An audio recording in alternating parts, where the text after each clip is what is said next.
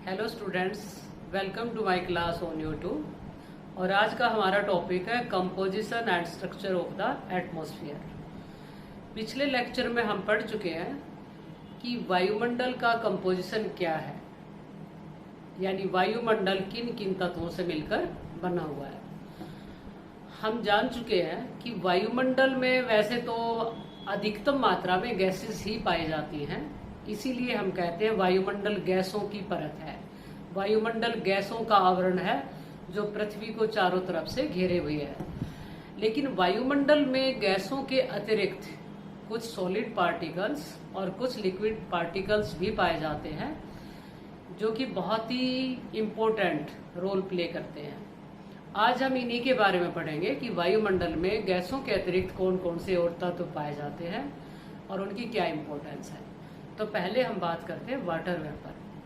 Water vapour, जल वाष्प, वायुमंडल की सबसे ज्यादा परिवर्तनशील गैस है, जो समय के अनुसार, स्थान के अनुसार और ऊंचाई के अनुसार उसकी मात्रा बदलती रहती है। वाटर वेपर वाटर की गैसियस फॉर्म है, यानी पानी जब गैस अवस्था में परिवर्तित हो जाता है तो उससे वाटर वेपर बनता है। और ये आता कहाँ से है वायुमंडल में? धरातल के ऊपर जो वाटर बॉडीज हैं, जलीय भाग हैं, उनसे कॉन्टिन्यूसली पानी जो है गैस अवस्था में परिवर्तित होकर वायुमंडल में पहुंचता रहता है, और इस प्रोसेस को इवेपोरेशन कहा जाता है। इसके अतिरिक्त जो प्राकृतिक वनस्पति है धरातल के ऊपर, उनके अंदर भी जो नमी पाई जाती है वो भी लगातार वाटर वेपर में परिवर्तित होकर वायुमंडल में पहुंचती रहती है। इसको ट्रांसपीरेशन कहा जाता है। इस पूरे प्रोसेस को इवेपो ट्रांसपीरेशन कहा जाता है, जिसके द्वारा पृथ्वी से जल गैस अवस्था में परिवर्तित होकर वायुमंडल में पहुंचता रहता है। एक अनुमान लगाया जाता है कि पृथ्वी से प्रति सेकंड, हर सेकंड जो है 1.60 करोड़ मीट्रिक टन जल वाष्प की फॉर्म में वायुमंडल में पहुंचता रहता है। लेकिन ये जो जलवाष्प है, ये वायुमंडल में अलग अलग जगह पे अलग अलग समय में अलग अलग मात्रा में पाया जाता है, और इनकी मात्रा समय के अनुसार बदल जाती है। जैसे ग्रीष्म ऋतु में जब ज्यादा वाष्पीकरण होता है तो वायुमंडल में जलवाष्प की मात्रा बढ़ जाती है। इसके विपरीत जब विंटर सीजन होती है तो वाष्पीकरण कम होता है और वायुमंडल में जो है नमी की मात्रा भी कम हो जाती है। और इसी तरह से जैसे भूमध्य रेखा के पास इसकी मात्रा ज्यादा और ध्रुवों की तरफ जब हम जाते हैं तो इसकी मात्रा लगातार कम होती चली जाती है। जो शुष्क और ठंडे क्षेत्र है वहां पे वायुमंडल में इसकी मात्रा 1% या इससे भी कम पाई जाती है, जबकि भूमध्य रेखा के पास वाटर वेपर का जो कंटेंट है वो 4% के लगभग पाया जाता है। ऊंचाई के अनुसार भी इसकी मात्रा बदलती रहती है। वायुमंडल का ज्यादातर वाटर वेपर धरातल के नजदीक पाया जाता है, और धरातल से 2000 मीटर की ऊंचाई तक लगभग वायुमंडल का आधा यानी 50% वाटर वेपर मौजूद रहता है, और 7500 मीटर की ऊंचाई के बाद वाटर वेपर नहीं पाया जाता, यानी जो ऊपरी परतें हैं वायुमंडल की उनमें वाटर वेपर की मात्रा नहीं है। तो ये तो हुई इसकी मात्रा के बारे में बात। अब हम बात करते हैं इसकी इम्पोर्टेंस की। वायुमंडल में जो वाटर वेपर पाया जाता है वो बहुत ही इम्पोर्टेंट है, हमारे लिए बहुत ही महत्वपूर्ण है। और इसका क्या महत्व है कि वायुमंडल में जो वाटर वेपर जो पहुंचा इवेपोरेशन से, उसके अंदर ऊष्मा मौजूद होती है, यूज होती है, यानी गुप्त ऊष्मा जिसको हम कहते हैं। गुप्त ऊष्मा क्या है? गुप्त ऊष्मा वह ऊष्मा है जो वाटर की जो स्टेट है, अवस्था बदलने में या तो कंज्यूम होती है या फिर रिलीज होती है। जैसे जब इवेपोरेशन का प्रोसेस होता है उसमें ऊष्मा कंज्यूम होती है, और वही ऊष्मा कब रिलीज होगी? जब कंडेंसेशन की क्रिया होगी, संघनन की क्रिया होगी। संघनन के बारे में और इवेपोरेशन के बारे में हम डिटेल में पढ़ेंगे, अगले जो चैप्टर्स होंगे। और संघनन होता क्या है? जब वायुमंडल में उपस्थित जो वाटर वेपर है, यानी जो गैस है, वो लिक्विड फॉर्म में परिवर्तित होना शुरू हो जाती है, वायुमंडल में उसके विभिन्न रूप बन जाते हैं, तो उसको कंडेंसेशन की क्रिया कहेंगे। तो वाटर वेपर की क्या इंपॉर्टेंस हुई हमारे लिए कि वाटर वेपर से वायुमंडल में बहुत सारी घटनाएं घटित होती हैं। जैसे कंडेंसेशन का मैंने बताया, कंडेंसेशन वाटर वेपर होगा तभी कंडेंसेशन होगा, और कंडेंसेशन की वजह से ही बादल बनते हैं, कंडेंसेशन की वजह से ही ओस गिरती है, कंडेंसेशन की वजह से ही कोहरा छाता है वायुमंडल में, कंडेंसेशन की वजह से फिर वर्षा होती है, उसी की वजह से फिर स्नोफॉल होती है। तो बहुत सारी जो है घटनाएं वायुमंडल की वाटर वेपर के कारण ही घटित हो पाती है। इसके अतिरिक्त वायुमंडल में बहुत ही मनोहारी दृश्य भी वाटर वेपर की वजह से बनते हैं। जैसे रेनबो, इंद्रधनुष वायुमंडल में बनता है, और इसी प्रकार सूर्य तथा चंद्रमा के चारों तरफ हेलो बन जाते, घेरा बन जाता है, लाइट का दिखाई देता है कई बार, जिसको सोलर हेलो और लूनार हेलो कहा जाता है। तो इनकी उत्पत्ति भी वाटर वेपर की वजह से ही होती है। तो ये तो वाटर वेपर की इम्पोर्टेंस हुई।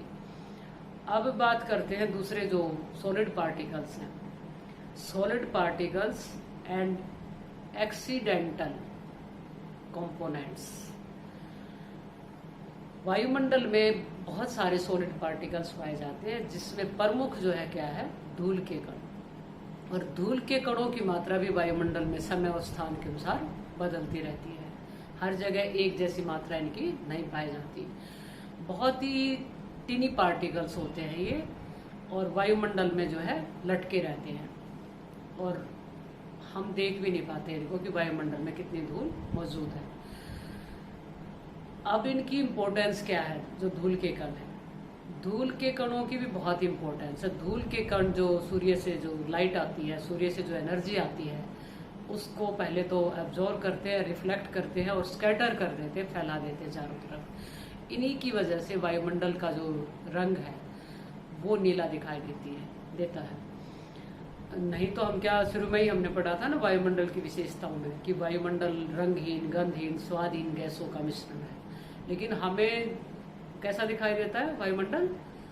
ब्लू कलर दिखाई देता है, नीला दिखाई देता है। तो उसका कारण क्या है? धूल के कण ही उसका कारण है। इसके अतिरिक्त जैसे जब सूर्य निकलता है और सूर्यास्त के समय जो लालिमा दिखाई देती है, गोधूली के समय हम कहते हैं, उसका कारण भी क्या है? ये धूल के कण ही है। तो इनकी एक तो ये इम्पोर्टेंस है।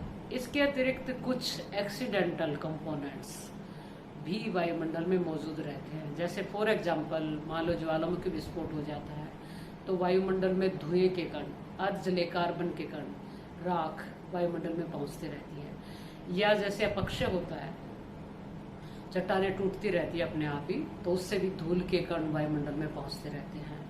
इसी प्रकार मान लो आग लग जाती है, जलने की प्रक्रिया हो जाती है, जैसे वनों में लग जाती है और बहुत ज्यादा फैल जाती है, तो उससे भी धुआं तथा धूल के कण वायुमंडल में फैलते रहते हैं। और इनके अतिरिक्त जब समुद्रों से वाष्पीकरण होता है तो समुद्र के अंदर जो खनिज लवण पाए जाते हैं वो भी साथ में जो है वायुमंडल में पहुंच जाते हैं। तो वायुमंडल में कुछ खनिज लवण भी मौजूद रहते हैं। तो अब इनकी इम्पोर्टेंस की बात करें हम, इनकी इम्पोर्टेंस क्या है? तो वायुमंडल में इनकी भी बहुत इम्पोर्टेंस है।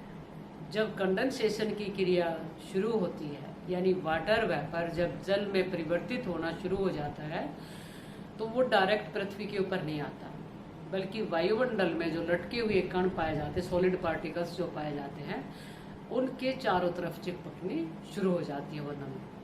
तो इसीलिए इनको हम क्या कहेंगे? आर्द्रता ग्राही कण कहते हैं, हाइग्रोस्कोपिक न्यूक्लियाई कहते हैं इनको। और कब तक वो नमी चिपकती रहेगी? जब तक पृथ्वी का जो गुरुत्वाकर्षण बल है, ग्रेविटेशनल फोर्स है, वो उसको नीचे नहीं खींच लेता। और नीचे शुरू में क्यों नहीं खींच पाता? क्योंकि एयर के अंदर एक अपलिफ्टमेंट फोर्स भी है। जो पृथ्वी गर्म है, उसके कांटेक्ट में जो हवा आती है वो गर्म होके ऊपर उठना शुरू कर देती है, तो उससे क्या फोर्स उत्पन्न हो गया? Upliftment force. तो इन दोनों बलों का ही रोल रहता है।